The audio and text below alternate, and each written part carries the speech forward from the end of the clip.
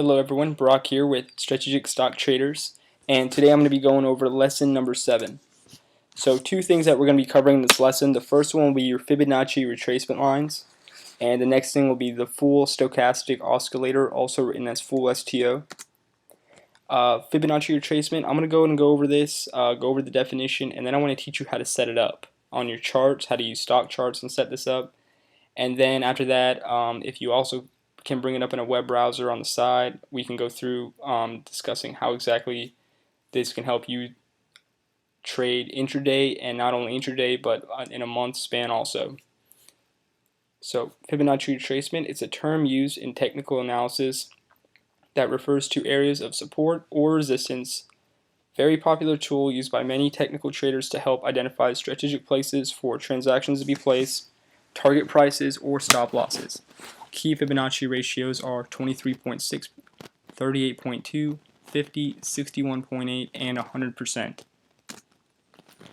So go ahead and bring up your web browser and go to www.stockcharts.com.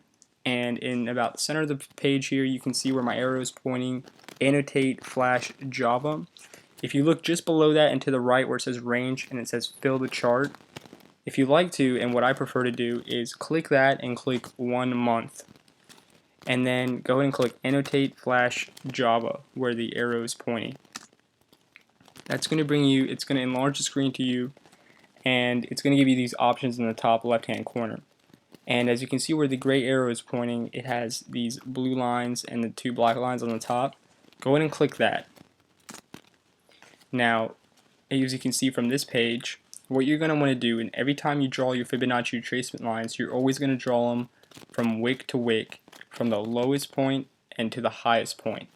But I actually said that backwards. You actually want to draw from the highest point to the lowest point. Therefore, it's going to give you your 100%, 61.8, 50, 32, and also 0% line. So, drawing from here, let's just say you want to find current levels of support. If you got into a position, let's just say at $2.63. So what you want to do is you want to take the top wick here, click, drag it all the way down to your bottom wick right here at $2.15. And what this would give you is your current support levels or resistance levels. But these support and resistance levels work just kind of like your simple moving day averages. The 200-day, 20-day, 50-day, they work exactly the same. If the stock is above and it is falling down to a Fibonacci retracement line, then that line will act as support. If the current price of the stock is below your Fibonacci retracement lines, then that current Fibonacci line will be resistance. So let's just say we got into a security here on the 19th at $2.63. So what we're looking for, let's just say the stock the next day doesn't go according to plan. What we could do is, well, one, we could use a 200-day moving average, as you can see, drawn as the red line at $2.58 right here. But if it were to fall below that, the next area of support, you would use your Fibonacci retracement line. As you can see here, 61.8 is written out right here about $2.51. It draws it out to the right for you. So about $2.51 is going to be your next support line. So if you're somebody that entered into this position and you want to think about a current stop loss, that would be a good point, a good position right there. If you're not looking for the 200-day moving average, it works just as well for resistance, like I was saying earlier. If you are below the stock price and it is going up, then you might want to sell out before it hits a Fibonacci retracement line, because it's going to be hitting resistance right there. So that's kind of basically it with the Fibonacci retracement lines. As you can see here, I sort of put it in a 1 month span. You can also use it in a 3 month span, 6 month span. A lot of people actually use it intraday, which means they're using it on the 1-day charts, 5-day charts, and stock charts doesn't allow you to do that, so you'd have to use that with your broker. And that's about it on Fibonacci retracement. Now we're going to go to the full stochastic oscillator, and also known as a full STO, and I'm just going to go read this for you. It makes it easy to identify overbought and oversold levels. The oscillator ranges from 0 to 100. No matter how fast the security advances or declines, it will always fluctuate within this range. Traditional settings use 80 as the overbought threshold and 20 as the oversold threshold. These levels can be adjusted to suit analytical needs and security characteristics. I wrote down here the formula for this so that you can understand. If you just look at the beginning of this, it says the fast line will be the %K and the slow line will be the %D. A good way to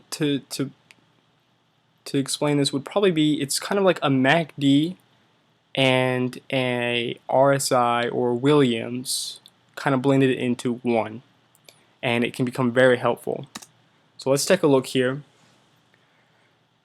As you can see here, this is my full STO, and as you can see here, this is my MACD. Now, we all know how to use the MACD and how we have a fast line and a slow line on the MACD, which shows positions to buy and positions to exit, or where momentum is gaining and where momentum is losing. Now, for somebody that likes to trade more of a quicker style, I think the full STO would be perfect. What you can see here is the fast line will be the black line here, also known as the %K. As the fast line crosses, it's showing increase in momentum and buying pressure. So this right here would be confirming a buy. And as you can see, when it crosses, that's a good time to sell there. Now, if you compare the full STO to the MACD, you can see where the full STO can give you a much clearer picture on when to enter and when to exit security, as the MACD sort of lagging a little bit on there. The MACD is definitely much slower, and this is the original MACD settings, 12, 26, and 9.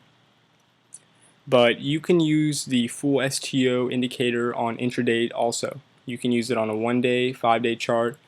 Like I said, stock charts doesn't allow us to have 5-day, 10-day charts, but only 1 month is the lowest you can go. But you can use this with your broker and how they set up the charts on there. So this is the normal settings for the full STO and the normal settings for the MACD. And what I mean by normal settings is just the settings that they just come with stock, and it sort of shows you a picture here. So this is a security DRYS, and if we were just going off the full STO, you can see here it would give us a signal around here about $2.10 to buy and a signal around $2.60 to sell.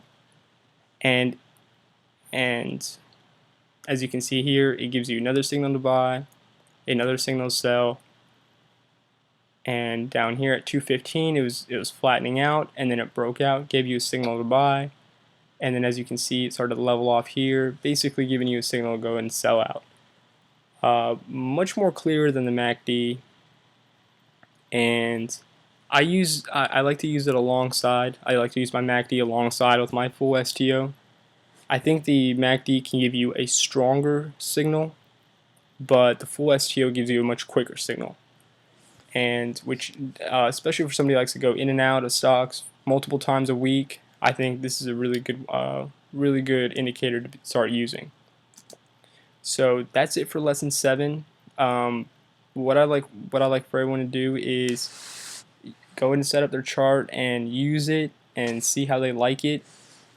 Use it alongside your MACD, use it alongside your RSI, and also use it alongside your Williams %R.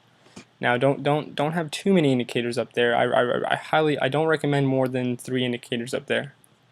So if you guys have any questions, of course you can always email me, text me. I'm always there for support. And you can also contact me through our website, www.strategicstocktraders.com. Alright guys, that's it. See you later.